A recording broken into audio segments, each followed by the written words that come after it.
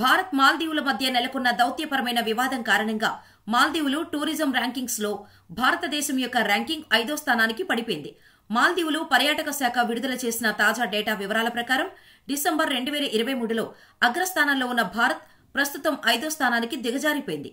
2024 జనవరి 28 నాటికి మాల్దీవులు టూరిజంతో భారత్ వాటా కేవలం 8% ఉండగా చైనా 9.5%, యూకే 8.1% వాటాను కలిగి ఉన్నాయి. మొత్తం 13,989 మంది భారతీయులు మాల్దీవులను సందర్శించారు.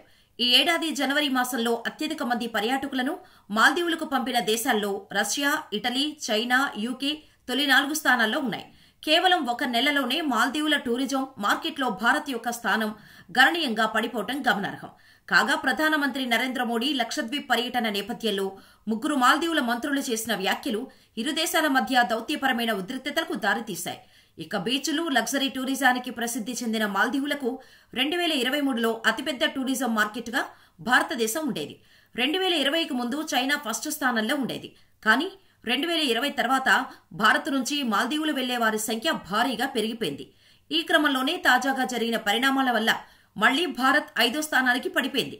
ఇటీవల మాల్దీవులు అధ్యక్షుడిగా ఎన్నికైన మహమ్మద్ మయీద్ను చైనా అనుకూల నేతగా పరిగణించబడటంతో చైనీయులు మాల్దీవులు పర్యటనకు అత్యధికంగా వెళుతున్నారు. తాజాగా ముయిజ్జుపై అవిశ్వాస తీర్మానం పెట్టేందుకు మాల్దీవుల ప్రతిపక్ష పార్టీ రెడీ అయింది.